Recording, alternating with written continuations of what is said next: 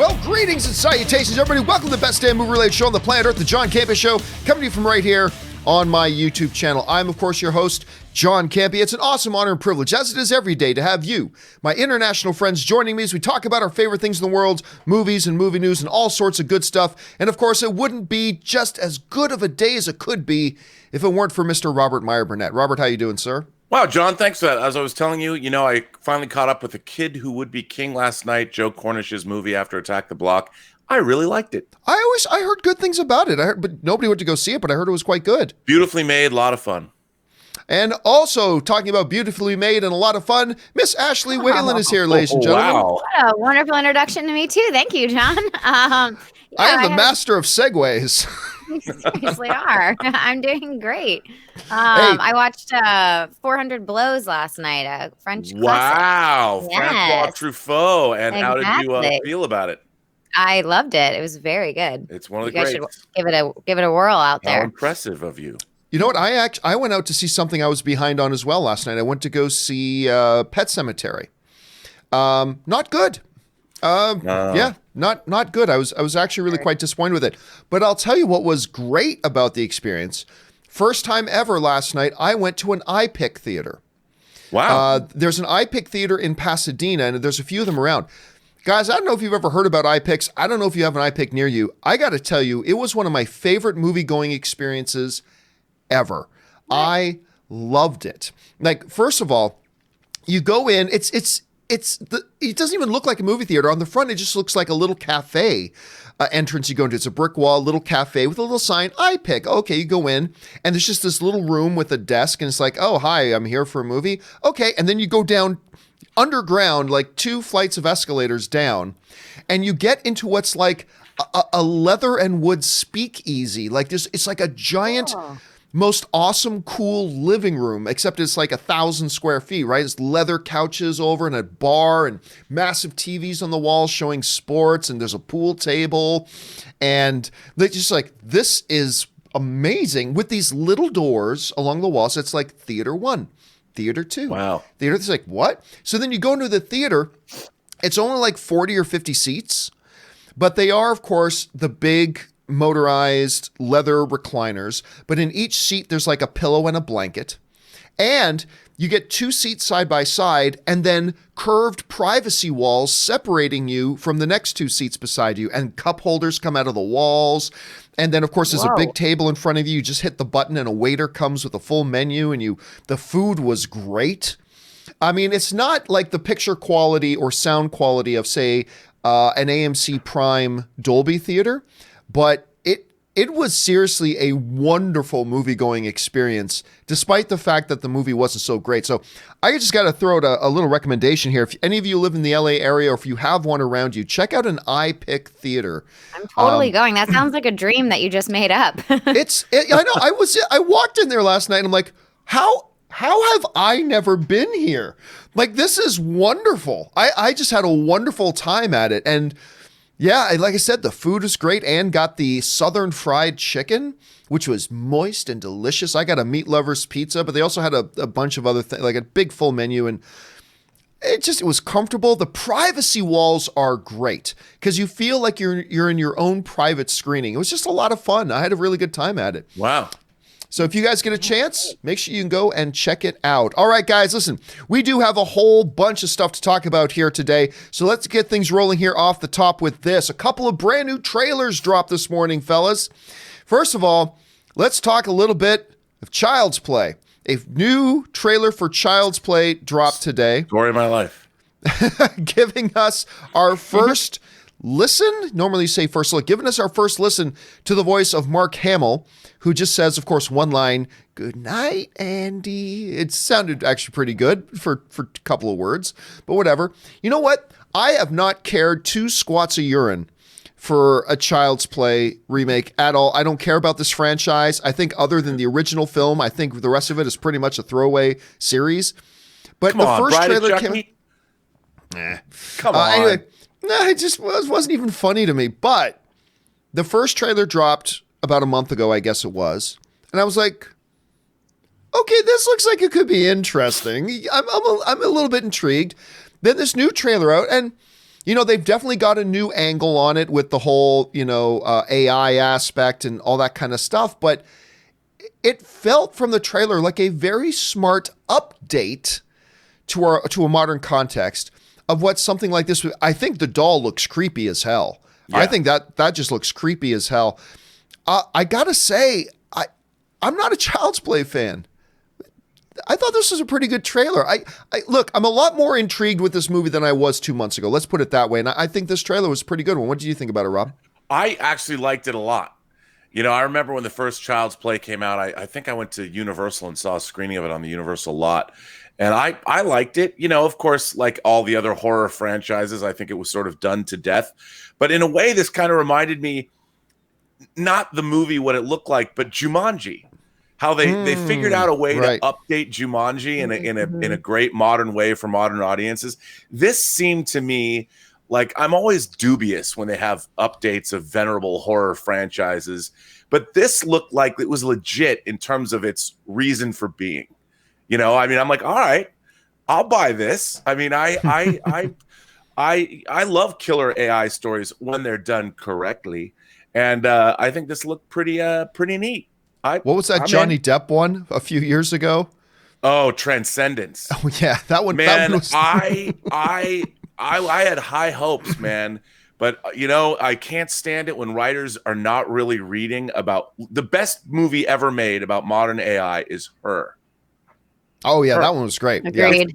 Fantastic. If modern AI, I love that movie so much. It has one of the most chilling yet heartbreaking moments of any movie I have ever seen. Mm-hmm. And I don't want to say what it is, but it's when somebody realizes what the relationship they're in really means. And there was even some murmur and some buzz about maybe Scarlett Johansson getting an Oscar nomination for that, even though she's not even physically in the movie. It was really quite interesting. Ash, did you have a chance to see this Child's Play trailer? Yeah, I watched it this morning. What did you think about it? I thought it was cool. I think it's good. I probably definitely will see it. The whole time I had a smile on my face. I was like, yeah, like Chucky. But I don't know. Like, I kind of feel like the AI element also takes like the magical element out of it a little bit. So I feel like, good point.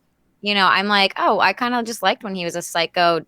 Like, it was terrifying as a child when a doll could come to life and kill you. Now I'm like, yeah, it's really scary that a robot could kill you, but it's scarier if a doll comes to life and kills you. But yeah, they've made that transition from a supernatural thriller horror to a sci-fi thriller. A modern technology thriller horror. Again, I thought that was a bold decision. We'll see if it pays off. I don't know, because you're right. It's something about at any time, any doll in the room could be possessed by the ghost of a killer and start to kill you. I've got a giant baby Groot down here that could probably do that and would scare the hell out of me. But it'll be interesting to see how we go with that. All right, let's move on to the next item here. And this next item is, again, another new trailer that dropped. And again, it's a trailer, Rob, that you and I actually had the privilege of seeing a couple of weeks ago, because they showed this trailer at CinemaCon. But they've now showed it online for the world. It is the new trailer for Hobbs and Shaw. They dropped a new one. They put this out at CinemaCon a few weeks ago, and I got to say, the audience at CinemaCon really responded very well to it. They seemed pretty excited about it. I like this trailer very much. A lot of action, a lot of fun. It shows off the chemistry and the dynamic between Jason Statham and Dwayne "The Rock" Johnson.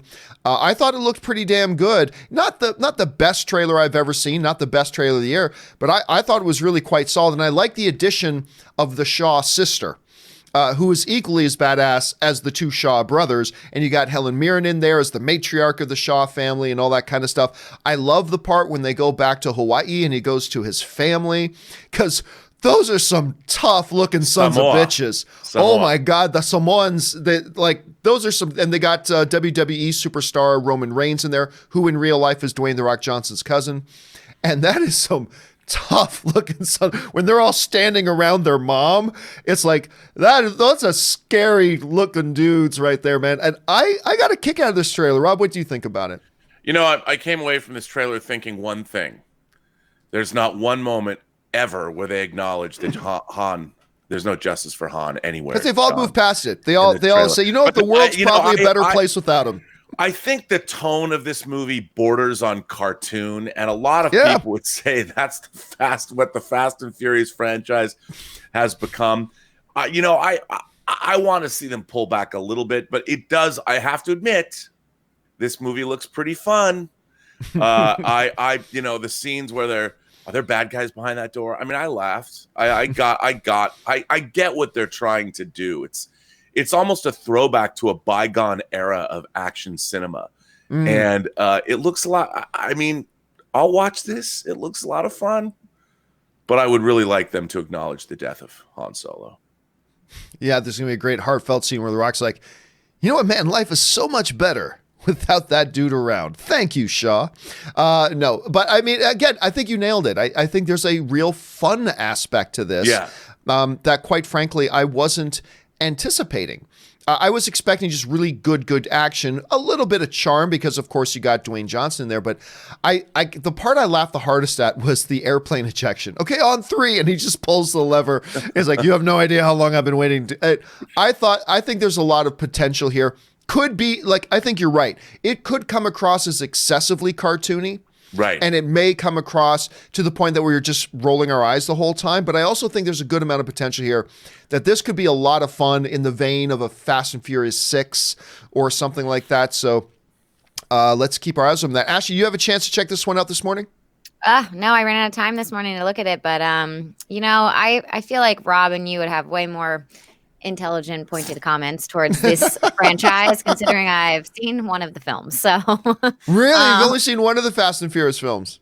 Maybe I've seen a couple. They all blend. They all blend together. Fast 5, the Citizen Kane of the Fast and Furious franchise. I know. No, you gave me the rundown. I will absolutely see Fast 5. Like, that is number 1. That is on my list.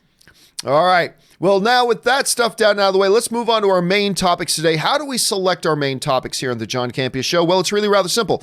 See, you guys select them by sending your topics and questions to me by going to our website, www.thejohncampeashow.com/contact. Fill out the form there and hit submit, and maybe, just maybe, you might find your topic or question as one of the main topics here on the show. With that down and out of the way, Ashley, what is our first main topic today? All right, first one up is from Brian Meadows. Over the past day or so, I've seen many outlets post articles on Kathleen Kennedy's interview and saying that Knights of the Old Republic is happening, but she never said that from what I saw, only that they are contemplating things set in the time period. What are your thoughts over the entire situation? Thanks to you, Rob and Ashley, for waking me up each day and helping me flex my movie fan love. It's always great when you can flex your movie fan love, so thanks for sending that in. And yes, look, a lot of people for a long time, I mean, as long as I've been doing Star Wars content online, there have been people that have constantly written in, understandably so, asking about when are they going to do Knights of the Old Republic? Will they ever do Knights of the Old Republic? And I quite frankly have always kind of been of the thought of it'd be cool if they did, but I just don't see them doing it, sort of thing. Well, while at Star Wars Celebration, of course, everybody does a lot of interviews. And of course, Kathleen Kennedy is one of the people who's going to get interviewed an awful lot. And she was specifically asked about Knights of the Old Republic. And this is what's got everybody excited right now. Kathleen Kennedy said the following. She said, "You know, we talk about that all the time, Knights of the Old Republic," Kennedy said. "Yes, we are developing something to look at. Right now, I have no idea where things might fall, but we have to be careful that there is a cadence to Star Wars that doesn't start to feel like too much.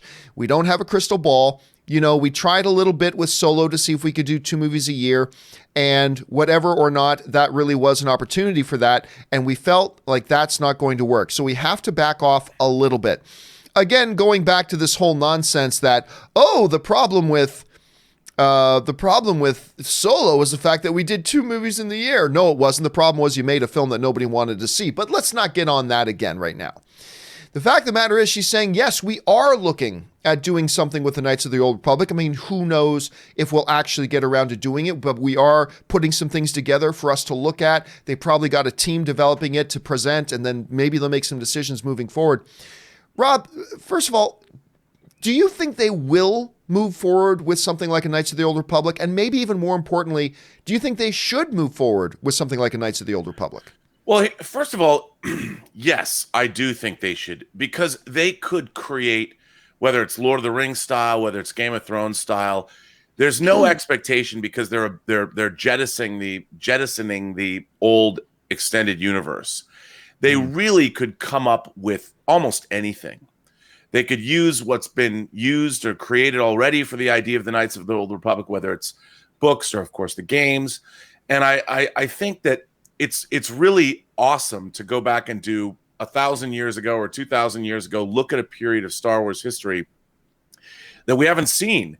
And they literally can create a new tapestry of characters. I know that Weiss and Benioff, I was kind of always hoping that they would take their Game of Thrones experience. Apparently they're not doing that. But I think it's a great idea because there is no expectation. They could give us, go back into what is Star Wars if not an amalgamation of all of our myths and great fantasy works, all the way back to the hero's journey. Everything from Greek mythology, Gilgamesh, Japanese samurai movies. And we have such a rich, you've got the Arthurian mythos as well. It would be great. I would love to see something like that as long as it was thought out from the beginning.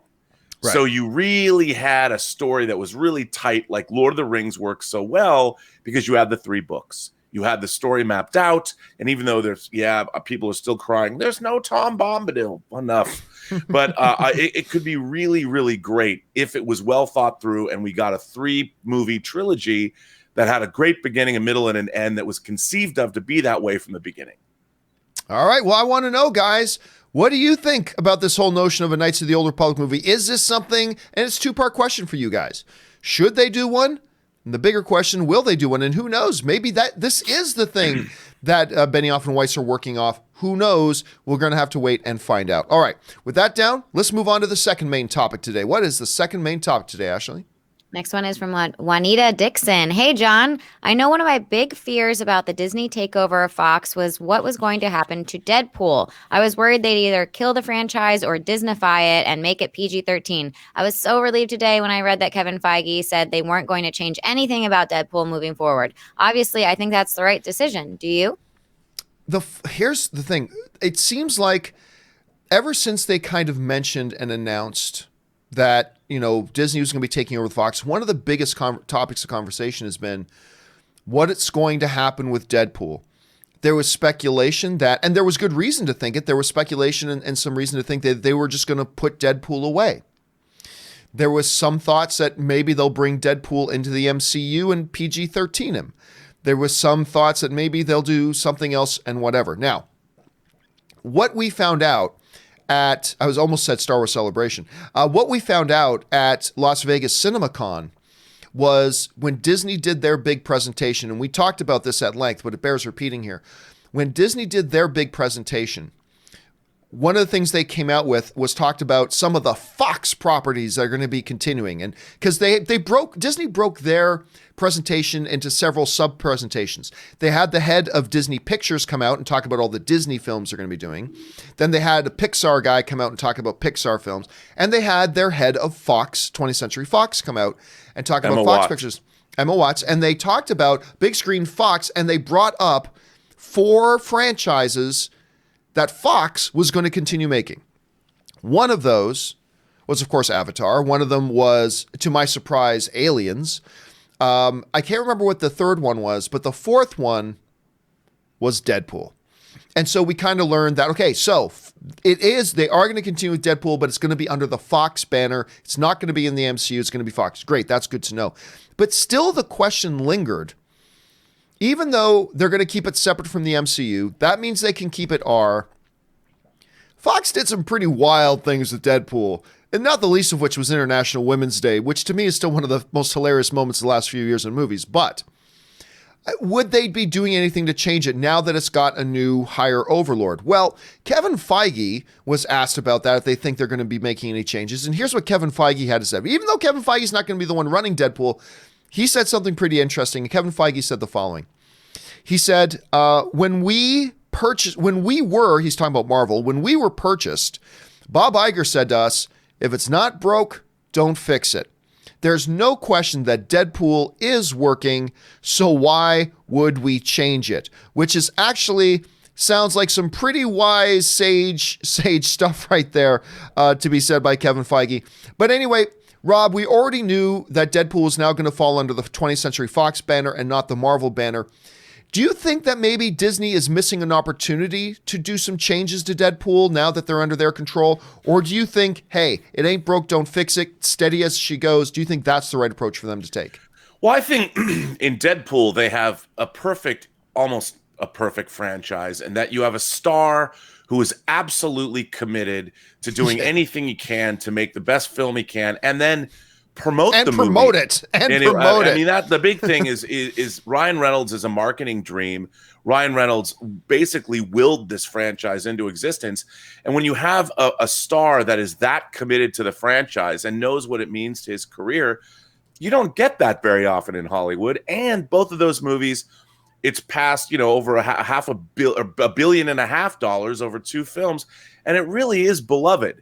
And I think if anybody, it was funny last night watching The Kid Who Would Be King. They have it was widescreen. They had the 20th Century Fox logo at the beginning, and one of my favorite logo of all the studios, with the Fox fanfare and the da-na-na-na, da-na-na-na, da-na-na-na, with the CinemaScope extension. I'm just happy. I think it's a really good move to keep this brand alive, to keep Fox alive, so they can release Alien movies, so they can release Deadpool movies, and they can make films and delineate it, and they can point to it and say, parents, this is a Deadpool movie. It's always been R-rated. This is an R-rated franchise. We're releasing it under the Fox moniker. Yes, indeed. We've got our star. It's going to make another $750 to $850 million, if not $1 billion, especially if they do a real X-Force movie. Who knows? I'm just glad to see it's going to continue. Yeah, and you're talking about the commitment of the star. I remember it was hilarious because we just had that picture up a second ago of, as soon as they announced that the deal was official and it was done, Ryan Reynolds put out that picture of him on the school bus with the Mickey Mouse ears. And Alan Horn, staunchy, grumpy Alan Horn, is on stage for the Disney presentation. He's like, when it comes to the Disney movies, right, he is the High Lord Supreme over there, answering only to Bob Iger. And so Alan Horn's on there, and he even decided to bring up that tweet that Ryan Reynolds put out with him. He goes, yeah, well, this guy's happy about it. And which I thought was pretty funny when they did that. But you're absolutely right. You've got a star who's 100% committed to this thing. You got a fan base that is fiercely loyal to it. And I think the notion of, like, look, you can make an argument that there is an opportunity here now to change the direction of Deadpool a little bit, change it up if you wanted to. There's something to be said for that. I acknowledge that. But I like Iger's philosophy of, like, saying, look, if it's working, let it keep working and just let it go. It's not like fans love it, but it's not making any money. Right. And it's not like it's making lots of money, but fans don't like it. The fans love it. It's making stupid amounts of money for an R-rated property. Just keep going with it and see how it goes. I kind of like that approach. Totally agree. All right.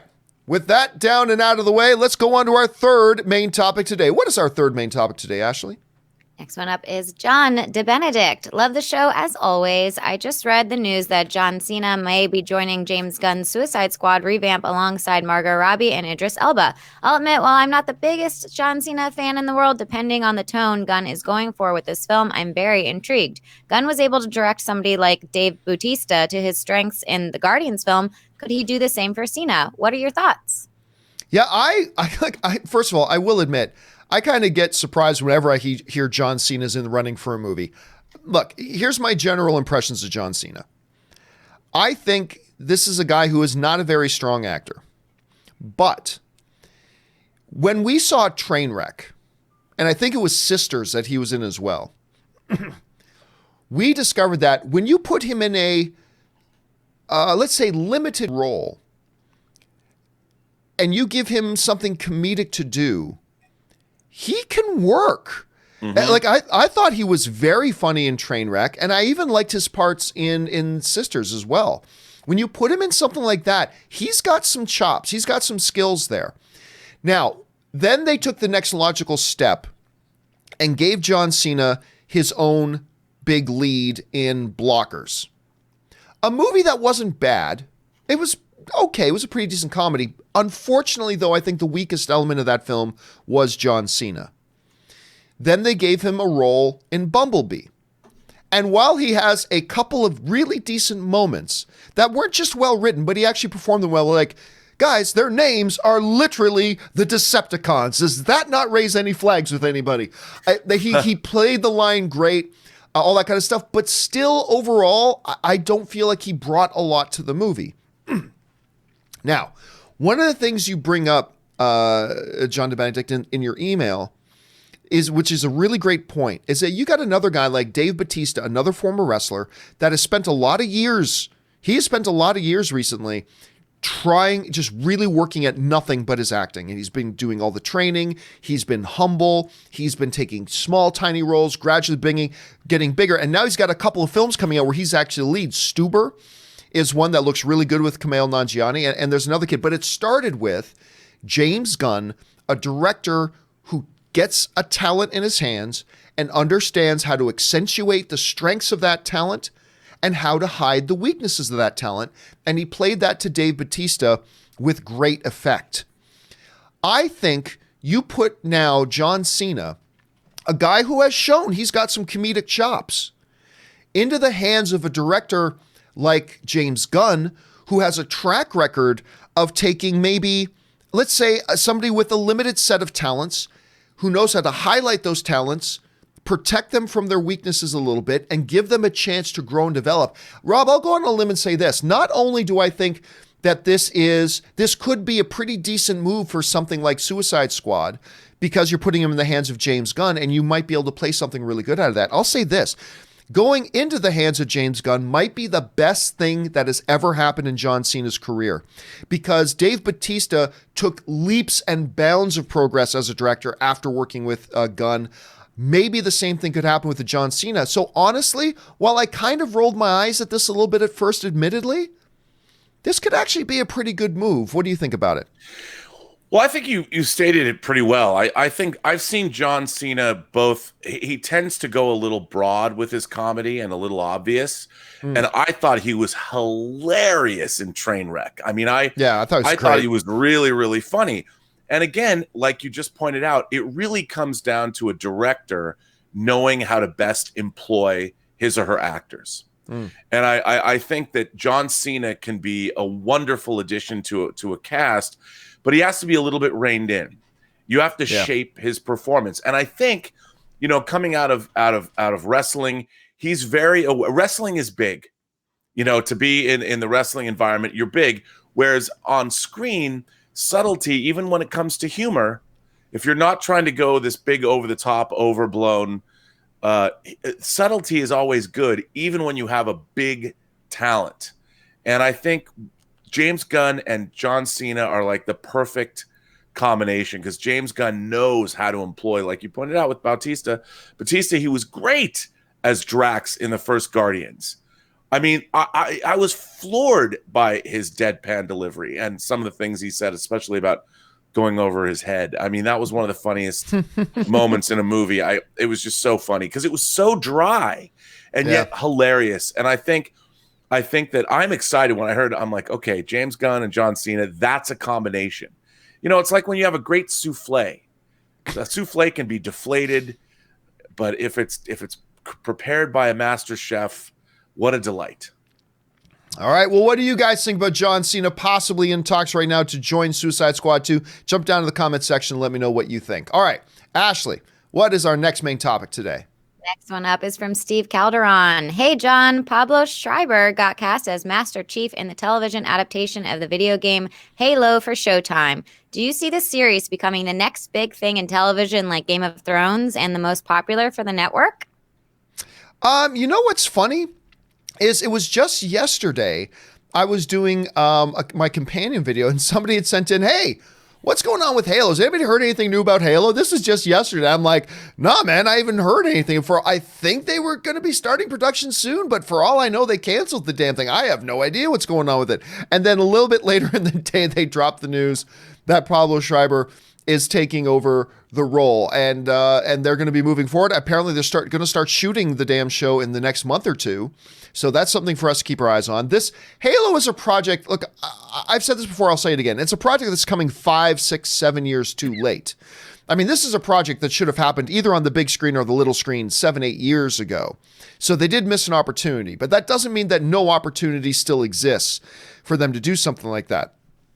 I think Pablo's a pretty decent little actor, to be honest with you. Now, there's going to be a lot of questions that people are going to have, particularly hardcore fans of Halo.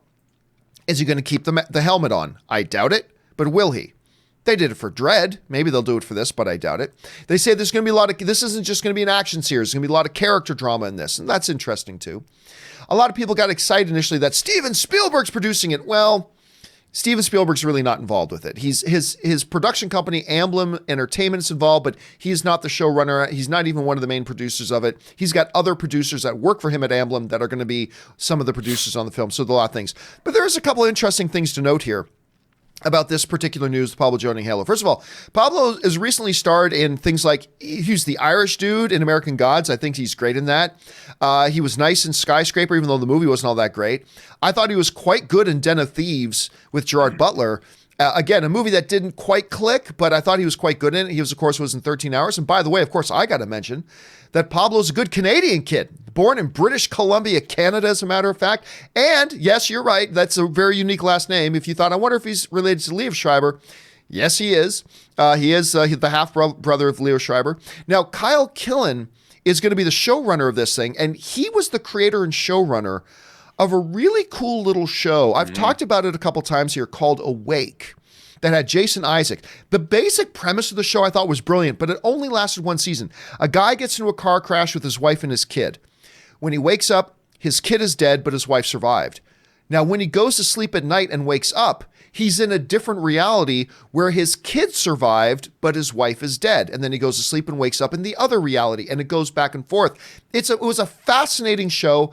I loved it, and unfortunately got canceled. So the fact that this guy who created that show is going to be showrunning this is really quite interesting to me. And of course, maybe this show's coming a little bit too late, but the fact of the matter is Halo is a brand that has over $5 billion in sales in the lifetime of the franchise. So there is a lot there to kind of digest. There's a lot to this. Look, do I think this is a nice choice for the role? Sure. He's a decent actor. I think he could play the role well. We'll have to see what kind of way they're going to portray Master Chief in this. How are they going to use him? Is it going to be helmet on, helmet off? Everybody's going to have different opinions. But Rob, you heard about this whole thing. What do you think about it? Well, again, I think you're right about the whole idea that it's a little past its time. I really liked him on American Gods. He was great. He was a lot of fun. But I just think that, again, anything can be good if it's well written and well produced, well directed. I think he's a great lead for the show. But a Halo series, again, video game adaptations have not had a great track record. No, they have not. Halo itself is aside from the action, it's not like it's got this really intriguing storyline with lots of twists and turns which they're going to have to, I guess, manufacture. But I don't know. It really depends. I hope it's good. A big genre show. It's going to require, by definition, a lot of special effects. I hope that I can have the opportunity to buy one of those Moto Destroyer. What are they called in the game? The four-wheel. Yeah. I want one of those with a big gun on it. If I can drive that around the streets of Pasadena. But I think, there's a lot of people involved, but they were involved because of their involvement buying the rights to this years ago. And it was something that Neil Blomkamp was going to do and Weta was going to do and Peter Jackson was going to be a part of. And I just think that, again, I hope it's good, but I think it's really difficult to turn even look what happened with Assassin's Creed, which is a game I played the first Assassin's Creed and I loved it. But turning it into a movie or a TV show and make it compelling over the course of how many hours? 10 hours, let's say. It's rough, dude. And I just don't know. I am not excited about a Halo show, but when they get great talent associated with it, I will watch. I'll give it a chance. Yeah, I mean, and I think some people may object and say, look, there is actually a pretty deep and layered and kind of rich mythology that they've built into the Halo franchise over the years. Now, can you translate? Then again, there is for Assassin's Creed as well, and look how that turned out. But again, I'm going to side with you on this, Libera. I'm not tremendously excited about this, but the fact that they've gotten a couple of really talented people behind the camera involved, That intrigues me. I like the selection of Schreiber. That intrigues me as well. And I'm with you. I may not be excited about it, but I'm going to give this thing a chance when it comes out. I think there's enough there to kind of justify that. All right. With that down, let's move on to our final main topic today. Ashley, what's our final topic right now? Last one up is from AJ. I just saw that Sony has announced that it is moving Far From Home's release date up 3 days to Tuesday, July 2nd.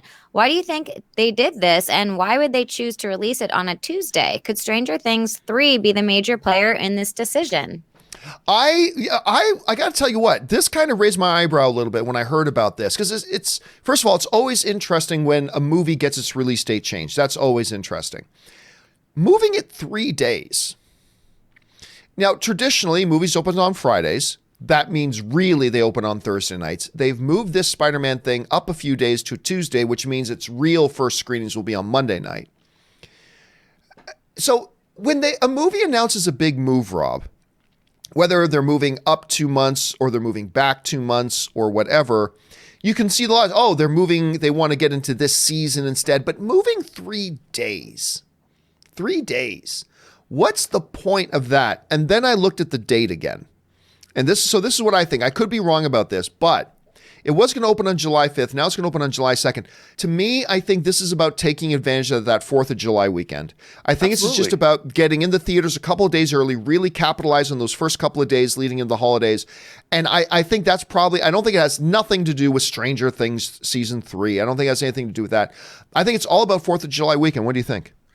100%. I mean, remember, Americans love their 4-day 4th of July holiday. Yeah. And when you have it falling over a weekend, that means you get gypped out of 2 days.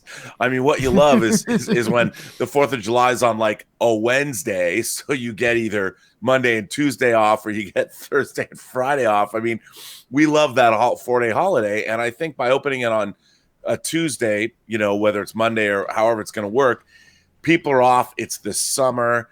You're going to get a full Wednesday group of viewers. The 4th of July falls on a Thursday. You're going to get a whole extra day of full viewing, not just a night, not just a Thursday night or a night before. You're going to get a whole extra day in there. And they want to up that. Sony wants that beautiful box office opening that they're hoping to get from this movie, coming off of, what's that movie that opens next week? The one that's going to make everybody end something. Yeah. They want to. The one I'm seeing on Monday. Oh, thanks. I have to rub it in. Why do you have to do that all the time?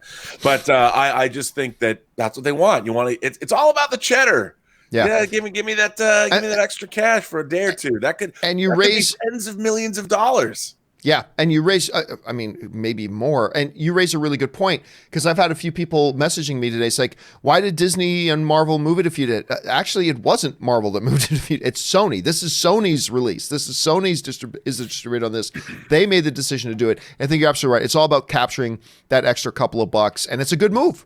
It's a good move. I think so. But hey, and anything that moves Spider-Man Far From Home a little bit closer, I'm totally good with. I loved Homecoming. I love this character portrayed by Tom Holland. Can't wait to see this. And if it makes it earlier, fabulous. I'm on board.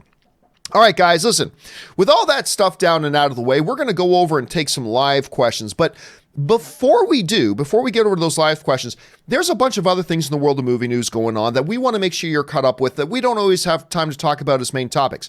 So this is a little thing that that Ashley and Jonathan have put together to keep everybody up to date on what's going on. And this is a little thing that we call the movie news feed. Ashley, what's going on? All right. First up, for those of you Mike Myers' face of late, we have good news. As ComingSoon.net is reporting, the actor-comedian has signed a deal with Netflix to star in and produce a half-hour series for the streaming service in which he will act as multiple characters. The 55-year-old actor and comedian first found minor fame on the Canadian sketch series Bizarre before launching into stardom on Saturday Night Live, for which he was a main performer and writer from 1989 to 1995, breaking out in the film world in 92 with the feature-length adaptation of the SNL skit Wayne's World. Myers is also well known in the film world for his roles as both the titular hero and villain characters in the spy comedy trilogy Austin Powers and the beloved org Shrek from the DreamWorks franchise, as well as supporting roles in Quentin Tarantino's 2009 war drama Inglourious Basterds and last year's Oscar-winning Queen biopic Bohemian Rhapsody. Sounds like a dream for any character actor. I'm excited to see what he does. Next up, we've most likely seen the images of the devastating fire which destroyed much of famed Notre Dame Cathedral this past Monday. Donations have streamed in from companies such as Louis Vuitton, Kering, and L'Oreal. Now the Walt Disney Company is joining in the support. From The Hollywood Reporter, the city's historic landmark was the setting for Disney's 1996 animated musical, The Hunchback of Notre Dame, based on Victor Hugo's 1831 novel of the same name. The Oscar-nominated film was voiced by Demi Moore, Kevin Kline, and Jason Alexander and grossed over $315 million worldwide. Disney CEO Bob Iger stated the following: Notre Dame is a beacon of hope and beauty that has defined the heart of Paris and the soul of France for centuries, inspiring awe and reverence for its art and architecture and for its enduring place in human history. The Walt Disney Company stands with our friends and neighbors in the community, offering our heartfelt support as well as a $5 million donation for the restoration of this irreplaceable masterpiece. The $5 million from the company that operates the Disneyland Paris theme park follows an outpouring of support from film and fashion, so far totaling $734 million. I think that's great that Disney is doing that. That's a really nice gesture. All right, next up. Many of us can't wait to get our hands on our favorite DVDs, Blu-rays, or digital downloads for one major reason: deleted scenes. No doubt this will be the case for the upcoming Shazam release. From Cinema Blend, according to Michael Aller, the editor of the sixth DC Extended Universe movie, the home release of Billy Batson's origin story will be packed with a lot of deleted scenes, including potentially one involving Asher Angel's Billy and Grace's Fulton's Mary Bromfield. Aller explained, "We had a lot of material. When you buy the DVD, you'll be able to see, I think we have 20 to 24 minutes of deleted scenes, and one of the scenes that regretfully we have to pull out was a scene between young Billy and Mary when he is about to sneak out. It's just a really touching scene, but it came so early in the movie and we were trying to get to the Shazam character that we couldn't put everything that we liked at the front of the movie. So that was the one scene that we pulled out. I'm glad there are DVDs out there so we can show these great scenes. Billy Batson and Mary Bromfield have always been siblings in the comics, but as opposed to going to biological route, as was the case for decades, the Shazam movie pulled from Shazam's New 52 origin story and had her, Freddie Freeman, Eugene Chow, Darla Dudley, and Pedro Pina as Billy's adoptive siblings as a Vasquez household. Shazam is still playing in theaters, and we know that John loves it, so you guys should probably go check it out. I love this movie! And I bet we'll be getting the deleted scenes. Next up, believe it or not, it has been 6 years since Keanu Reeves has worked with a major Hollywood studio. From IndieWire, Keanu Reeves has already become a household name prior to '94 thanks to his cult favorite Bill and Ted movies and roles in critical favorites like Gus Van Sant's My Own Private Idaho and Catherine Bigelow's Point Break. But it was Jan de Bont's 1994 action thriller Speed that turned the actor into an international superstar. The film was a huge box office hit, $350 million worldwide on a $30 million production budget, and won Oscars for Best Sound Editing and Best Sound Mixing. The film's success made it a no-brainer for 20th Century Fox to develop a sequel, although Reeves knew it would be impossible for lightning to strike twice. In a new profile from GQ magazine, Reeves said his decision to turn down Speed 2 Cruise Control resulted in him being put in a movie jail by 20th Century Fox. Not even Reeves' mega franchise, The Matrix, was enough to get him back on Fox's roster. Reeves finally returned to the studio with Scott Derrickson's directed Day, The Earth Stood Still remake. Day grossed $233 million worldwide, a letdown for the studio. Reeves' next big studio movie, 47 Ronin, was a notorious box office flop in 2013 and would be his last studio film for the time being. Since then, Reeves has persevered with indies such as The Neon Demon, The Bad Batch, and his surprise Lionsgate franchise John Wick. John Wick Chapter 3 Parabellum is opening in theaters nationwide May 17th. I know everyone's excited to see that one. Yes! That's crazy that he was in a film jail for that long. I guess it's you got to balance your career, I guess. That's too bad. Yeah. Finally, Kristen Wiig and Annie Mumbolo, who penned the Oscar-nominated script for Bridesmaids, one of my favorite movies, are reuniting on the new Lionsgate comedy Barb and Star Go to Vista Del Mar. From Variety, Wiig and Mumbolo co-wrote and will co-star in the film, which will be directed by Josh Greenbaum. The pick tells the story of best friends Barb and Star, Wig and Momolo, who leave their small Midwestern town for the first time to go on vacation in Vista Del Mar, Florida, where they soon find themselves tangled up in adventure, love, and a villain's evil plot to kill everyone in town. Wig can be seen as Cheetah in Wonder Woman 1984 and in Where'd You Go, Bernadette. Wig is one of my favorite actresses and I think one of the most brilliant writers and comedians out there. So I will definitely be seeing this one. Yeah, and I'm really looking forward to seeing her in that as well. And that will do it, guys, for today's installment of the Movie News Feed. Thanks so much for that, Ashley and Fact Checker Jonathan, for pulling that together for us. All right, with that stuff all down and out of the way, it's now that time of the show for us to go over and hear from you guys and take your live questions. So, without wasting any more time, Ashley, what's the first live question today? First super chat is from James Argenta. Over under 43% Thor 4 announced by end of 2020. Ooh, see, that. There's a whole lot in that one question. I will go. I think there's a decent chance. Before Thor Ragnarok, I would have said 10%.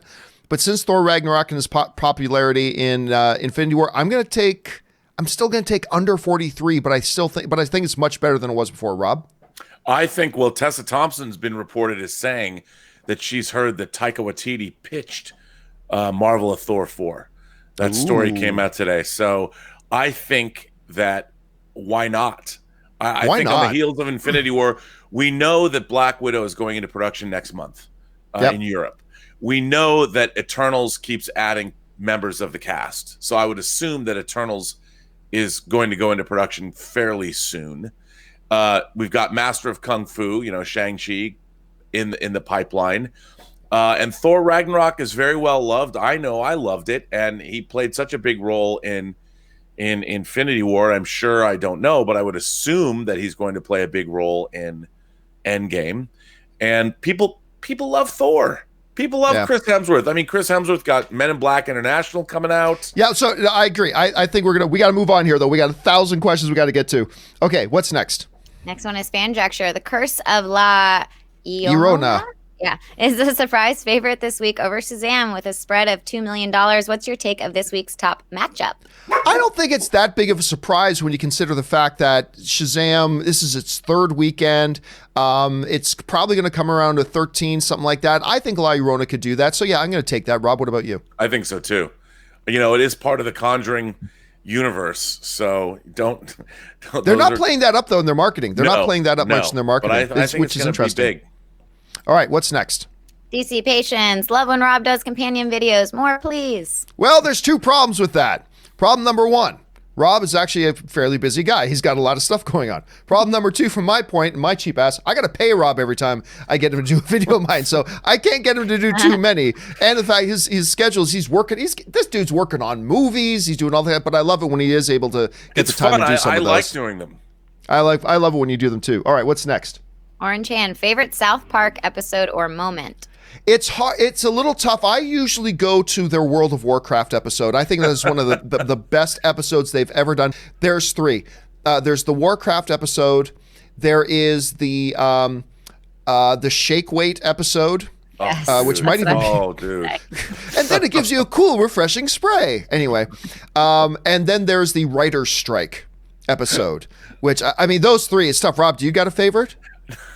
Those are pretty good. I mean, now you've got me. I'm just thinking about those episodes now, and those are spot on. Ashley, do you have any favorites?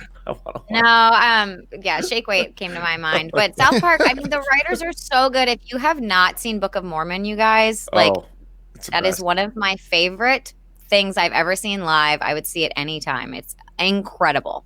But that's a different story. All right. What's next? Thinking about the Shake Weight episode. I know. It's so good. Dan Ketchum, good trailer. So over under 30% Dark Phoenix is good. Oh, I want to say over.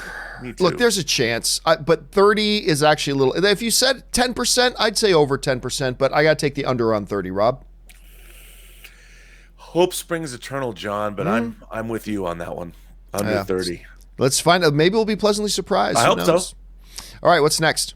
Ben Jesus says, so Idris's character in Hobbs and Shaw is like Thanos wanting to wipe half the population. LOL. Fun trailer, though, but do you think it showed a bit too much?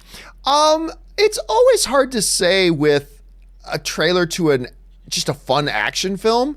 Because again, I don't know if everything we just saw happens in the first half of the movie. I have no concept of it. Whether or not he actually wants to wipe out half the planet, or whether he just wants to have the power to do it so he can, blackmail the world for $1 million or whatever else. Who knows? But my first impression was, no, I didn't get the feeling that it gave away too much, Rob. No, I mean, I don't think it gave away too much.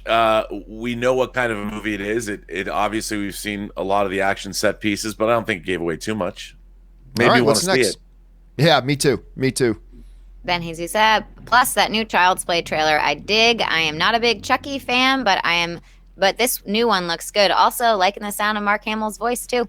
Yeah, I don't want to get too excited about it because it was just 2 words, but they sounded pretty good. And I got to get used to saying Buddi. Not Chucky, Buddi. But yeah, I think we covered that already. I dug the trailer a lot too. All right, what's next? Jay Bling, we know that the Resistance is bare bones aboard the Millennium Falcon at the end of The Last Jedi, but how much is left of the First Order military? Well, one of the things they say in The Last Jedi too is that they have a lot of allies still around the universe, none of which could get to Crate in time to help them out, but they still have a lot of, and there is a big time jump, J.J. Abrams said, between the end of Episode 8 and when Episode 9 begins. So I think we're probably going to see them about at the level of the Rebellion when we get to Star Wars A New Hope. So I think we're going to roughly see it that size. Rob, you got any theories? No, I think that sounds pretty good. I mean, I know there's going to be a time jump, but yeah, I agree with you. All right, what's next? John Michael Lozada, I think a great Last Stand cameo could be Peter getting dropped off at his home in Queens towards the end of Endgame, and the cab driver, played by Stan, says, well, it's been a good ride, kid. Oh, yeah, well, see, that's perfect if they knew Stan Lee was about to die. So I don't know. I don't know they would have had Stan do that, but that would have been... I still love the theory about him, the cameos, him officiating Pepper and Tony's wedding. I just think that would be so good. But yeah, I mean, the line, well, kid, it's been a good ride, that's great, but unfortunately they didn't know he was about to die, so I doubt that. Do you got a preference for what we see him do in there, Rob? No, I mean, I like the idea if there's some kind of finality to it.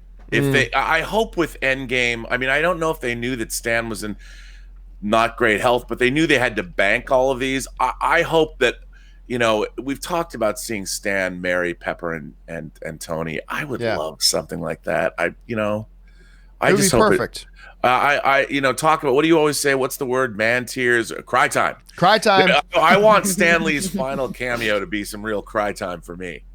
I think, dude, when I was watching Spider-Man Into the Spider-Verse, and his animated cameo came out, I could hear the sniffling starting in the theater. Oh, yeah. Like, oh, Stan. Like, even that. And by the way, their post-credit stuff thanking Stan Lee was just breathtaking and brilliant and fabulous. Do you think Infinity War, Endgame is going to have the same Marvel Studios opening that Captain Marvel had, the Stan Lee opening? I was thinking about that. I have 2 trains of thought. Number one, I thought, don't do that because you did it. It was a super special moment watching, Captain Marvel with that thing. It was the first movie since the passing of Stan Lee in the MCU. It was perfect. And I think doing it, on one hand, I think doing it again lessens that a little bit. But it is a movie with so many characters he created. Yeah, it was so special, though. Let's put it this way. I'm totally cool if they don't because it already played and they did that great special thing. But it's so special, I'm totally cool if they do it again. So will they do it again? I'll take the under on 50% on that, but like by 1% under. I think it's very possible they do it, and I'm cool. Do you think they'll do it? I don't know. I was thinking about it like you. They've done it once. A second time are they milking it? But then again, I keep thinking that Endgame, it's the end of the Infinity Saga, and it's so many characters that he was involved with in that movie. Yeah. All right. Well, we'll find out. All right. What's next? Jack Leo, favorite Infinity War quote. I think mine's got to be, "My only curse is you." I get chills whenever I hear it. That's a good one. I don't know. Then I there's many of them. I keep having to go back to that Thor quote though about, then what else do I have to lose? I mean, there's a power in that, the way it's the culmination. It's almost like that line was the punchline to a very long setup joke. It was a beautiful scene, maybe one of my favorite scenes in the entire movie, between Thor and Rocket. And then he ends with, Rocket says, and what if you're wrong? Then what else do I have to lose? That's the line that gets me. Rob, do you got a favorite line? I'm drawing a blank, but I still love all of Thanos's lines, because he was the great philosopher in that film, and everything he was pontificating and monologuing like a great villain does, but he was always kind of right. That's why I liked it. He was never right. Run from it. But yeah. Oh God. Anyway, yes, you're right. Almost everything that came out of Thanos' mouth, that movie, was just bone chilling. All right, what's next? I still laughed. I laughed so hard at Die, Blanket of Death, about Doctor Strange's case. Yes, when Drax. He says, I literally was just dying. But that, for some reason, got me so good. Well, the Drax lines are really funny when he's talking about always Thor. It looks like an angel and a pirate. He looks like a pirate angel, yeah. It's so good. Die, Blanket of Death. Aaron Moen, I think Halo, Lord of the Rings, Witcher, and Mandalorian shows will fit that Game of Thrones void in my life. Could you rank them and how excited you are for them? Look, right now, I got to say easily it's The Mandalorian. The Mandalorian, and that's also partially because it's the closest, but it's a gritty Western Star Wars movie by John Favreau. Right. What? So to me, it's got to be in The Mandalorian. Then it's going to be Lord of the Rings, then Witcher, and then Halo. But I'm certainly really excited, obviously, for Lord of the Rings. I am very excited for Witcher. I'm interested in Halo, so I'm interested in all of them, but Mandalorian easily for me. What about you, Rob? Mandalorian, especially after seeing that scene with Werner Herzog. I mean, that whole thing, when you see, it looks so good. And all of they've taken such care into weaving, seeing Salacious Crumb, whatever his species is, one of those being roasted over an open spit. I'm like, they know what they're doing. These people have, and the Gonk droid. I loved it's great. Yeah, I can't wait. All right, what's next? Razor Edge Frisbee. Well, John, it happened to me. Came across a couple spoilers. Pretty much things I knew would happen, but there's a thing I would have rather experienced in a theater. See you next week, guys. Going offline. Yeah, well, all you got to do, like I said, somebody was asking me about that. A few people have asked. Look, the best piece of advice I have is you're still safe on YouTube and stuff like that.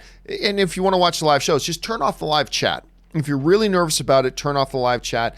Somebody else gave a great piece of advice on the companion video yesterday. They said, there is an option on social media to turn off live previews, so that when your Twitter feed or something like that opens up, it won't just show you an image or a video start playing. It'll give you a link that you have to click to see it, so people can't sneak it in on you.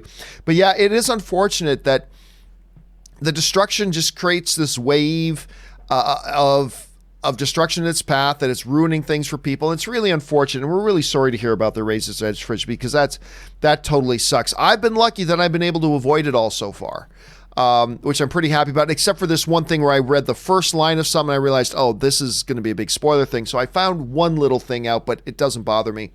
So I've been able to stay pretty free of it. I just got to stay free of it for 4 more days. Rob, have you been able to avoid it at this point, or have you been spoiled a bit? Dude, there was something I found out. I've been trying to stay away from it, but I will say this. It's something that is so unbelievably awesome that I am so stoked, one, that it exists, and two, that I'm actually going to get to see it in the big screen.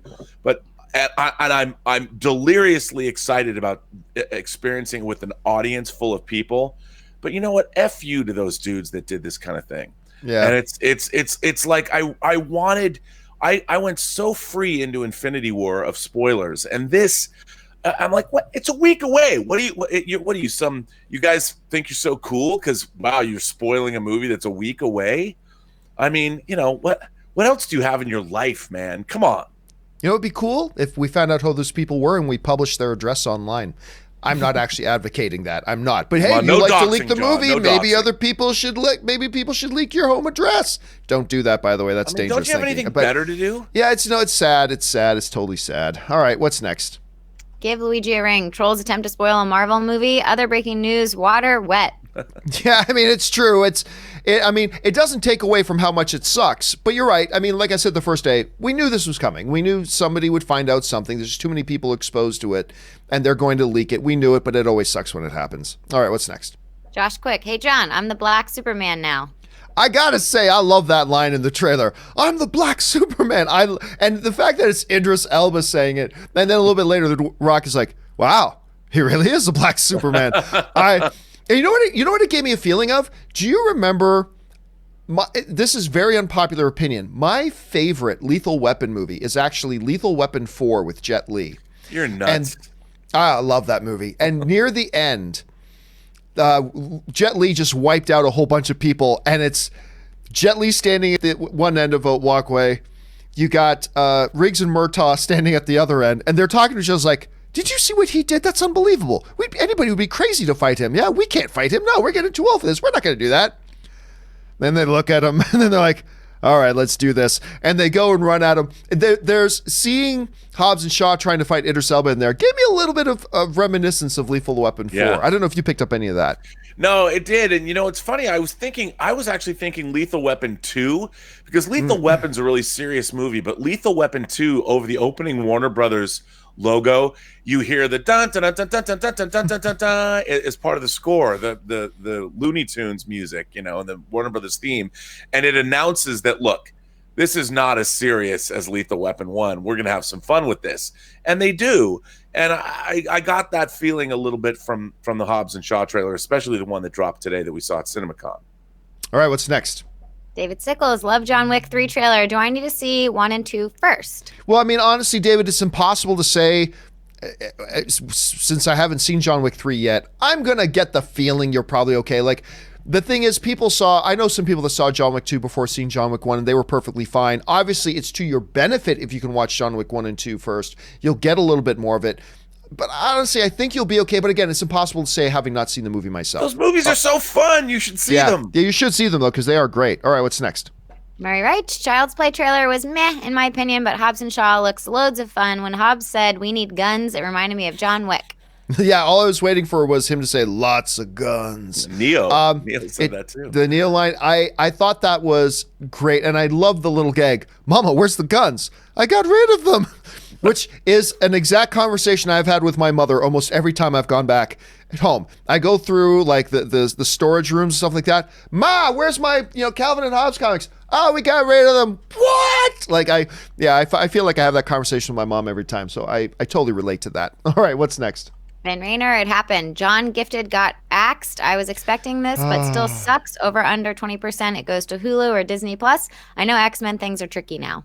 Yeah, well, first of all, look, I am really quite a fan of the show The Gifted. I think it's really fun. I enjoy it a lot. But we all knew it's most likely going to get axed after 2 seasons. The numbers weren't great. It was getting about 3 million viewers per, which isn't bad for a CW show, but this is on a bigger network. Deadline ran a report saying that there was actually some murmuring going on that it may end up on Hulu. And it may end up on a Hulu, which I think great. It's a safe PG-13 show. You could put it on Disney Plus if you want more content. Right. Or maybe Disney wants to take a step back from the whole X-Men universe stuff in period until they get their X-Men stuff in the movie rolling. So I'd say there's a 20% chance. I will go just over 20% chance, but still a low chance that they do it. I think they may want to wait to get their entire X-Men universe stuff figured out before they do anything. Rob, what do you think? Well, I think it really comes down to what are they going to do with the X-Men, and The Gifted is obviously an X-Men TV series. There's no way around that. You've got X-Men characters in the show. It depends on, do they feel there's enough viewership that warrants them putting it or continuing it on Hulu. I mean, I've kind of liked the show. I haven't watched all the episodes, but I've caught up with it, and I like it, and I would like to see it continue. I like a lot of the cast in it. I know it's got a very vocal and very devoted fan base, but I completely understand why. I mean, this is what happens with Hollywood mergers. Things get tanked. The new regime wants to do things their way. That's about it. I will admit I'm a little biased because Anne's Anne's friend and sorority sister, Jamie Chung, is one of the stars in it. She plays Blink. So obviously I'm a little biased there, but I do like the show. I like it a lot. All right, what's next? Grant Bilson, if someone were to join your Pat Campea level Patreon, would you eat ketchup on eggs on camera? Absolutely love the show, John. Bring on the filthy. Well, thank you so much, Grant. Okay, so for those of you who do not know, what Grant is referring to is we have, of course, our Patreon campaign, and a special thank you to all you guys who are Patreon supporters of the channel. You make this channel possible. There is a joke level. You know, there's a supporter level, a team level member, but then there's a joke level, $100 a month level. That's called the Pat Campea level. The reason it is called the Pat Campea level is Pasquale Campea is my father. Pat Campea is my dad. So I just made that level as a gag. And it says even on the Patreon supporter, come on, Dad, kick in. You know, I put that up there. To this day, by the way, Pat Campea has not joined as a Patreon supporter of my channel. Wow, dude. Just throwing that out there, Dad. Anyway, so that's a joke. If somebody were, look, I'll say this. If somebody were to write to me and say, hey, John, I will join, minimum commitment 6 months or so, whatever, I will join the Patreon campaign as a Pat Campea level supporter if you will get on camera and eat ketchup on eggs once. Yeah, I gotta admit, I'd probably do that. Oh my God, I'm getting and where's my credit card? Where's my credit card? And then probably immediately vomit, but I would probably do it. So thank you, Grant, for throwing that in there. All right, what is next? One of the things that would piss people off, Murray Reich, one of the things that would piss people off the most is when Endgame movie is about to begin, then all of a sudden they play the wrong movie. Oh my God. Yeah, that'd be bad. Because we have heard that happening before. Remember, there was a movie people were supposed to go in and see, and they started playing one of the 50 Shades of Grey movies first. No. Remember that? Yeah. It was, and I think it was supposed to be like one of the main, like a comic book movie or something. And they started playing 50 Shades of Grey instead, which was totally an accident. And you know what? Look, think about this. There are thousands and thousands and thousands and thousands of movie screens that play multiple screenings every single day. So you got tens of thousands of screenings just in America alone that happen every single day. I don't know about you, but if I had to do something 10,000 times a day, the odds are that I'm going to trip up on a couple of times that happens. Yeah. Right? It's going to happen. Mistakes happen. And they happen in movie theaters too. It's going to happen. Somebody's going to have the wrong file lined up to hit play on. It's going to happen somewhere. As long as they fix it, that's fine. But oh my God, it would be gold to be in that theater as they start playing La Llorona instead of Avengers. It's like, wow, they're going for a real creepy feel for Endgame. Oh, wait a minute. There's no superheroes. It would be hilarious to be in that theater. But look, guys, if it does happen in your theater, just understand there are tens of thousands of screenings going to be going on that day. It's bound to happen that a mistake's going to get made. We're all human. Just go, hey, somebody go out to the front, tell the management, get it fixed. They'll get it fixed. Just don't get too upset. Don't start riots or anything. Just understand mistakes happen. All right, what's next?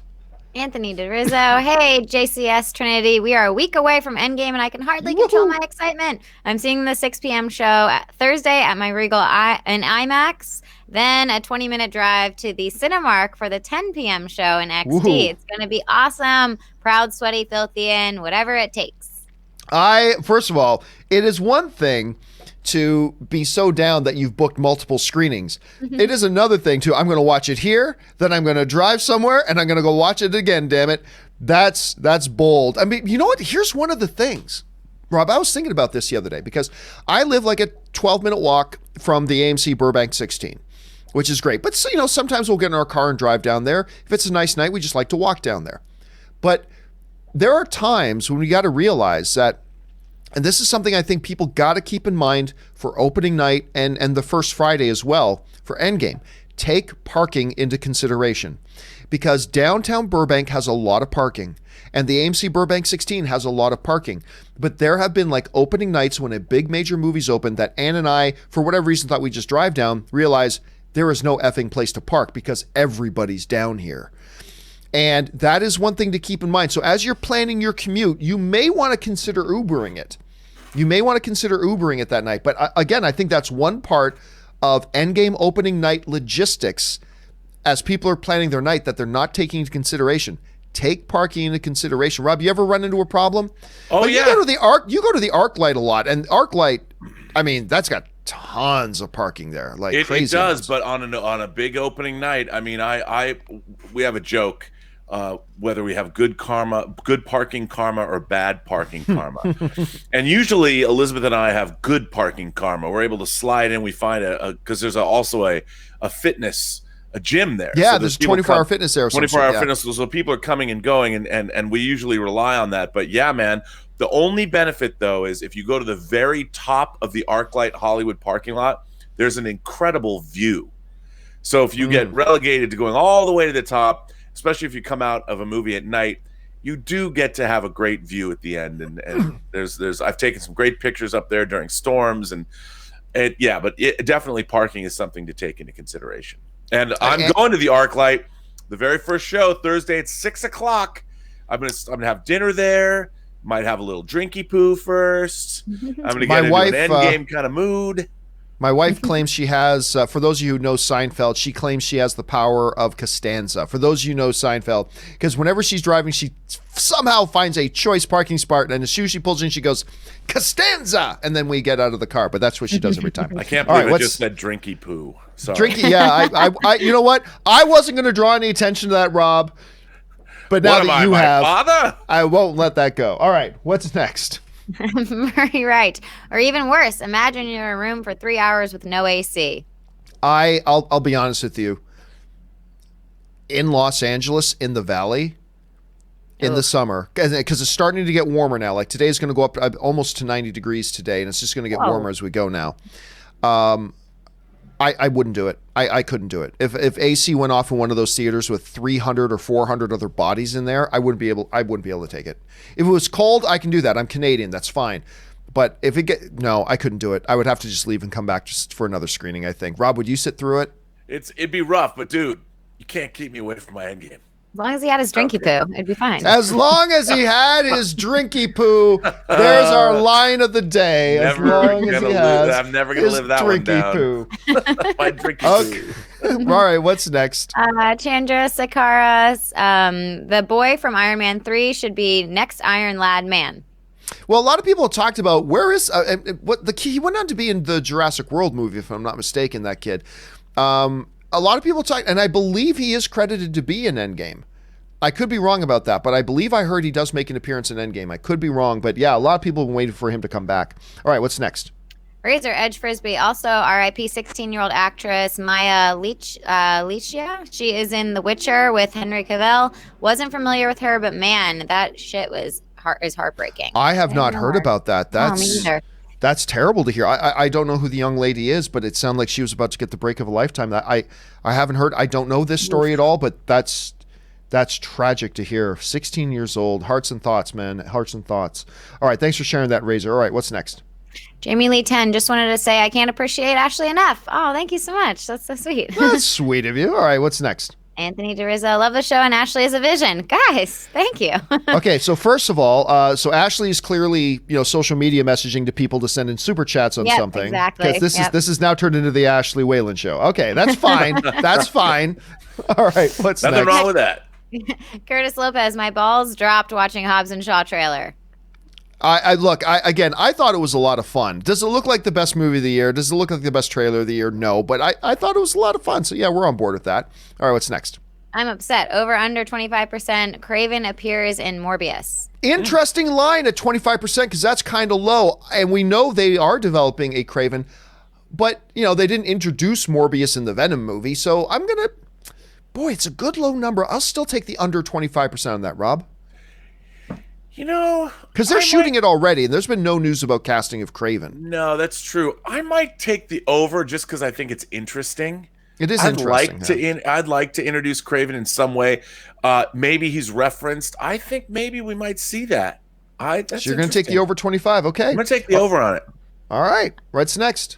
Curtis Lopez already had plans to see Endgame 3 times over the first weekend, but found one good seat for a 6 p.m. showing opening night. Make that 4 times. LOL. This is one of those things, dudes. This Endgame experience is one of those things where, normally you're looking through, just see single seats pass. This is one of those things, if you find a single seat somewhere, just take it. Go watch it by yourself. You'll see it with your friends another time. I would say this, though. I would make sure my first time seeing it is with friends.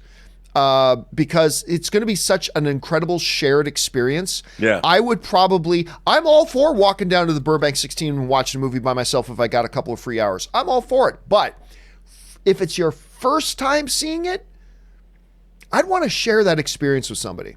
And then go watch it single seats all the rest of the weekend. But I would say that. Rob, would you be cool if all you could get for opening night was a single seat? Would you take it, or would you wait till the next day to see it with somebody else? Hell yeah, I'd go. Why wait? I don't want to wait. I mean, if I could sneak in and I've done that before. You think a movie's sold out, you want to see it, you're like, meh. Spur of the moment, you get a single seat, and it's usually pretty good because it's between people or something, or maybe it's on the end. But I like doing that. That's how I saw Alita. I went into the screen that was pretty packed, and I just slid in there, stealth-like, saw the movie, loved it. That's what she said. Yeah, I think there is absolutely, I'm all for going in and seeing a movie by myself, but for something like a new Star Wars movie or Avengers Endgame, I don't know. I mean, I think I would want that first screening to be with somebody to have that shared experience. Like you talk a lot about like the first time you saw Avengers Infinity War, you got to see it with Schnepp. Yep. Right. And that Amy Dallin. And Amy. So doesn't that make that a little bit more special that your first screening got to be with these people you knew? Oh no. Usually when you're doing something for the first time, it's better when you're with somebody rather than when you're alone. There's so much more I could say to that as well. And always with a drinky poo, of course. All right. What's next? Pool of Dead, pineapple on pizza, worse than ketchup on eggs. They're close, man. I can't stand the idea of either, but the pineapple on pizza doesn't make me almost want to automatically vomit. Delicious. Are you both ketchup on eggs and pineapple on pizza? No, I hate pineapple on pizza. I love pineapple on pizza, and I do pineapple jalapeno pizza. Well, I do a bunch, but that's definitely a half for me. All right, half so pizza. just want to say publicly you're dead to me, but that's sorry. Fine. It's so scary. Okay, what's next? Delicious. Curtis Lopez, John, make sure your voice is healthy for Endgame spoiler discussion. Skipping out on Shazam is okay, but come on, it's Endgame. Take my advice, please. Yeah, so a lot of people have been asking me, hey, where the hell is the spoiler discussion for Shazam? But the thing was, if I can't do a spoiler discussion in the first 4 or 5 days that it opens, and to me it's too late, so I took a pass. Nothing will stop me from doing a Avengers Endgame spoiler discussion. Can I invite myself on? Yeah. I really want to do a spoiler discussion with you on it because I don't know anybody that is as excited or I could have as much fun talking. I mean, I really want to talk about this, and I'll stay on for 10 hours if you want. It's going to be a long, I mean, it's going to be borderline marathon. I'll tell you what, because when we did the spoiler discussion for Infinity War, we went hours, and I might be off by one, but there were so many people that had so much to say about it. Yeah. That I literally had to do 7 companion videos for the Infinity War. We went hours with the live broadcast, and we ended up with 7, I believe it was 7 companion videos that I had to do over the course of like 2 or 3 weeks before we just got caught up on all the things from that. So this is going to be a 6 or 7 hour broadcast, and I'm sure we're still going to have more to do, but you bet your ass we will be primed and ready to go. I guess it's a week from this Sunday is when we're going to do our spoiler discussion. Wow. So a week from this Sunday will be our spoiler discussion for Avengers Endgame. Everybody get comfy, have a couple of bottles of soda there, whatever your favorite beverage is. Have a drinky poo or two. Just be ready because it's going to be all day talking Avengers Endgame. It's going to be a lot of fun. So you bet your ass we'll be ready for that. All right, what's next? Anthony DeRizzo again. Did you guys see the 91 film The Guyver with Mark Hamill or the 94 sequel? I really enjoyed them both and think it's time for a remake. I did not enjoy the first one, as a matter of fact, and I didn't see the sequel. I did not see the sequel, but I saw that first one. Guyver is a really interesting property. I did not think those first movies were good. The first one, anyway, I didn't see the sequel, but I didn't think that first one was very good. But it was they shouldn't have even tried to make that. The technology was not there to do a Guyver movie at that time. Could you today Yes. Is this something the North American audience would buy into? I think if you adapt it a little bit, it could be interesting. Rob, what do you think? Yeah, I mean, look, it was low budget. I enjoyed the first Guyver movie because I'm a big fan of Japanese science fiction. People are like, well, why didn't you like Power Rangers? Because I like the original.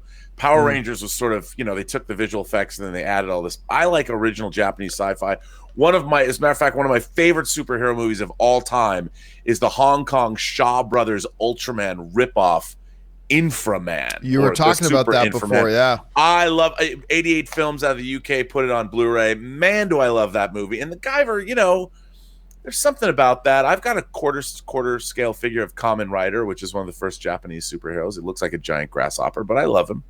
And I like the Guyver too. All right, let's move on. What's next? Hello, Filthian. Love you guys. Spoiler-free endgame struggle is real. Dude, we all got to deal with it. You're absolutely right, but let's hang in there together, fellow Filthian. I love the name, by the way. All right, what's next? Spring Fox, have you been watching the Sabrina show on Netflix? I watched about 5 minutes of episode 1. Didn't intrigue me at all, but I've heard a couple of people I know really hate it, but I know a bunch of people that quite enjoy it, but it just didn't seem like it was targeted at me, so I haven't really checked it out. Rob, have you? No. But I had a friend who worked on it. I've heard it's good, and I've heard nothing but good things, actually. So I'll catch up with it. All right, what's next? Yeah, I got to watch it. I have a friend on it, too. His name's Luke Cook. He's on Instagram. He's really funny. He's a comedian. I will see it. Colby Harris, the thing I want to do the most at Star Wars Galaxy's Edge is build my lightsaber. Which lightsaber style and color would you choose? Well, at Disneyland, they already have a place. Once you come out of the... what's the name of the main Star Wars ride at Disneyland right now? It's Star Tours. When you come out of Star Tours, you come out into a shop, which is, of course, they have you come out into a shop. And they have a station where you can build lightsabers already. I like classic style, classic blue. That's me. Classic style, classic blue. What about you, Rob? Dude, I'm going for the purple, man. The Mace Windu purple. Purple to celebrate my man Prince, who's not here anymore. I have a Prince tambourine I bought at one of his shows right up above my head here. I'd love to put a purple lightsaber right next to it. That would look pretty good. All right, what's next? That's awesome. Dashi, I came across a comment saying RDJ, Robert Downey Jr., is the heart of the MCU, and when he leaves, they're done. Could more fans feel this way? It doesn't matter. It's irrelevant. The fans feel a lot of way about a lot of things that they're wrong on, and then it turns out differently, and it turns out, everything's fine, and it works great. Yeah, no, it'll be, first of all, Robert Downey Jr. to me is not the heart of the MCU. To me, Captain America is the heart of the MCU, but really, they've diversified the MCU so much that, I mean, look, no Captain America movie, I don't believe, I could be wrong about this, I think Black Panther made more money than any Iron Man movie. And maybe more. Well, actually, no. Civil War made more than Black Panther, I believe. But at any rate, when you've got Black Panther movies getting nominated for Best Picture at the Academy Awards and blowing away box office records, when you get Doctor Strange that's become beloved, when you got 3 Thor movies and everybody loves Thor right now, when you got the Guardians of the Galaxy are hot. You've got so many characters in there that, no, I completely reject. And even if there are people out there who are thinking, once Robert Downey Jr. leaves, it's all gone. Well, guess what? Robert Downey Jr. wasn't in Black Panther, and that movie got nominated for Best Picture and made more money than any other Iron Man movie. So I think there may be people who think that right now, but they'll realize that, guess what? Robert Downey Jr. can leave, and the MCU will be fine. That Chris Evans could leave, and the MCU would be fine. That Chris Hemsworth could leave, and the MCU will be fine. It will be fine with or without these guys, and it's great having them, but it'll survive without them. Make no mistake about it. Rob, what do you think? I completely agree. I mean, it's and they'll bring in new characters. Yeah. The MCU is going to go off into different directions. I love the fact that Kevin Feige has said that all of these streaming series are going to be definitely tied in really closely to the MCU. So we're going to get, the MCU is going to evolve and change and by necessity. And I think that's great. We're going to see the MCU change in right away. And I think that's what it needs to do. And it's great that we're seeing that. All right, what's next? Orange Hand, thoughts on mad scientist trope, example, Q-Burn in Game of Thrones? Is that the hand of Cersei? Is that Cersei's hand of the queen? That guy? The guy who created the mountain? That dude. That's him? Okay. It's a character type that's used sometimes, and it depends thing to thing. I think he's great in Game of Thrones. He freaks me out. I think he's wonderful, but yeah, it can be used well, can be used badly. What do you think about him, Rob? I like him. I mean, look, if we get the Mountain to take that damn helmet off, it'll all be worth it, because I want to see Clegane Bowl happen. I want to see the Mountain's head. I don't want to know what he looks like under that thing, what he did to that poor woman that he was locked in the cell with. Oh God, yeah. Yeesh. Wow. I just want to see him. I just want to see Mountain versus the Hound. I want to see Mountain versus the Hound. Or maybe somebody suggested to me what they could be setting up, because obviously the Hound and Arya have this great hate but love relationship between them. If Mountain kills Hound and it comes down to Arya versus the Mountain. Because remember, Oberyn, he beat the Mountain. And he would have walked away if he hadn't started showboating, right? It's because he started showboating that the Mountain then got the advantage and crushed him and all that kind of stuff. Most brutal scene ever. It was so brutal, and the screaming. I still think about it. Oh, it's horrible and great all at the same time. Yeah. But I think there's a possibility they could leverage the Hound, and it could come down to Mountain versus Arya. And I think that would be pretty cool. I think that would be or the pretty Mountain cool. and the Hound stop fighting, they both kill Cersei. Put her head on a pike. Ooh. Can you imagine an army with the Mountain and the Hound on the same side? It's just wave the white flag. Just wave the white flag. Okay, what's next? I hope all of our viewers have seen Game of Thrones, because we really spoil it. But Lee McHenry sent in a super chat. Oh, thanks, Lee. Then, Luke 1234, fun to see actors who made it big in their unknown roles. Katherine Heigl, Bride of Chucky, Henry Cavill, Hellraiser, Hellworld, Scarlet Joe, Home Alone 3.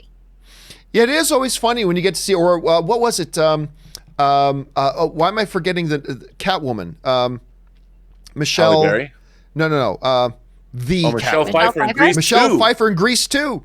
Yeah, like a lot of I remember somebody popped on Grease 2. Was like, I totally forgot that she was in this. There's a lot of those great. Man, was you're she right. cute in that movie too. She is. What a pink lady she was. You're right, Luke. It is really fun when you come across an old movie and you see somebody who was in that before they were who they are now. You know what I mean? It's like watching Anchorman and seeing Seth Rogen without, I think he has one line. Nobody knew who that dude. He was just a cameraman. Remember, he was the cameraman at the Panda Birth at the end. It's like you watch this, like, oh my God, that's Seth Rogen. And before he even had a line. I mean, it's always fun when you get to come across those types of things. Yeah, Freaks and Geeks has a lot of them too. Oh my God. Well, that was tons of them, right? Because you had Jason Segel, you had James Franco, you had Seth, you had, I mean, just on and on and on. It was a huge. All right, what's next? Lee McHenry, seeing the Avengers Endgame in 6 days, double bill. Nice one to do, Lee. And the countdown is on. The countdown is real. Have a great time, my man. All right, what's next? Terrence Saxton, my suggestion is to do popcorn and ice, because to me it's easy going on the bladder. The only time I might get a soda is a promo or icy machine, is when the promo or icy machine is down. If your theater doesn't have an icy machine, that sucks. Just remember, don't suck too hard or you get a brain freeze. Ha ha ha. I'll be honest with you. You know when I actually have problems? I never eat popcorn except when I go to the theater. What I started discovering a number of years ago is that if I eat popcorn, particularly popcorn with a lot of butter, because popcorn is nothing if not a but a butter delivery device.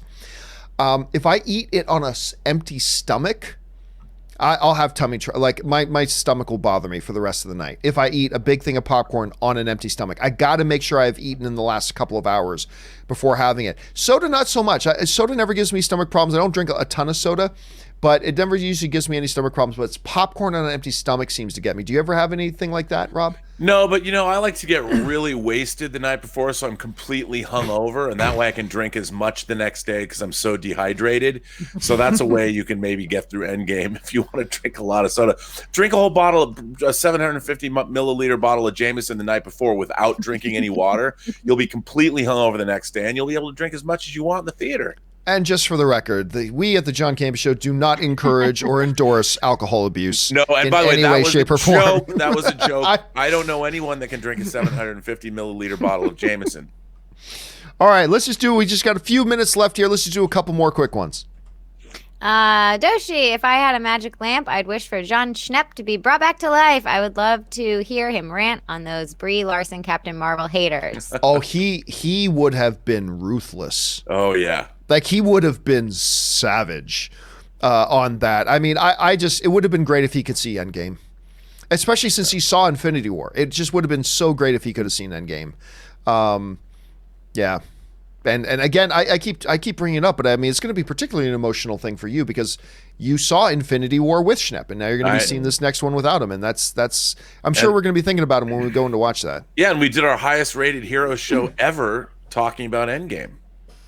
I mean, talking about Infinity War. Infinity War, yeah. And yeah, that's what I'm going to be thinking about the whole time is how bummed he would have been. Him and Stan Lee are seeing it somewhere, though. Yeah, they'll be good. They've seen it already. All right, let's just do 3 more quick ones here. Four more quick ones, and we'll wrap it up. Ethan's Tech World. I'm on Game of Thrones season 7 finale. So excited for season 8 tomorrow. Tell you what, me and Ann just sat back and watched season 7's finale a couple days before season 8 started. What a hell of an episode of television that was. That was a fabulous episode of television. All right, what's next? I'm upset. I bet Holmes and Watson could defeat Thanos. LOL. Maybe you want to make Thanos cringe to death, then yes, maybe that would be possible. All right, what's next? Doshi, I made up my ringtone of John singing Circle of Life. Wow. I hope that's true. Put that crap there on the Android Doshi's Play Store or whatever, and you can make millions. Sell it for $1 on the mobile Play Stores there, and you'll make millions. All right, final question of the day, and then we'll wrap it up here. Maya Demi, 7 days to Endgame. I feel like exploding. Hope none of my sons wakes up with a fever or something else the next Thursday. Or do you think there's still time for adoption? Whatever it takes. LOL. I love them both. Or as my mother would say, Maya, I can just make another one. When it comes to kids, my mom used to say that. Well, what happens if I do? Like, we'd give my mom never took any crap from any of us. What if this happens and I die doing it? Oh, let's make another one. You know, that was always my mom's kind of attitude. This is Endgame, Maya. Your kid's 6. Yeah. I mean, worst case, you'll be fine. And if you're not, I'll make another one. It's all good. This is Endgame. No, you're right, Maya. It is 7. It's actually 6. Well, no, today's Thursday, right? 7 days away. 7 days away. Next Thursday night, the first public screenings happen. It's just crazy that it's actually here. We've been talking about this for so long. And the fact, Rob, we've been talking about it so long that you forget that Infinity War was just last year. I know. I mean, like, sometimes we think about it, it feels like Infinity War was like 3 years. No, it was just last year. Here we are, Endgame, 1 week away. It's just staggering. And, like, it's just going to be interesting. It's going to be really interesting. And oh my God, if this movie is bad, the weeping and gnashing of teeth that there will be if it's bad. Oh God, please don't be bad. It's not going to be bad. Hope you're right, man. I don't think it's going to be bad. Because the one thing that was spoiled for me, the one thing is so awesome that even if that was the only thing that they showed in the whole movie, this one moment, I'd be like, "Oh, dude, that was the most amazing thing ever." Well, don't talk about too much. I don't want to get people wanting to go and hunt it down. But yeah, look, it's going to be great. I cannot wait. I'm just trying to imagine. Well, I guess it's for the me. Depression amongst movie fans if it's bad. Yeah, I think I was trying to explain what it meant to me personally. Like, I don't know if it'll mean anything to anybody else, but it means something to me. And I'll talk about it later. But I was like, I can't. I think this movie is going to be like what it felt like to kiss a girl for the first time when I was in the 5th grade. That's what I'm thinking. Oh, or in my case, on my 23rd birthday. All right.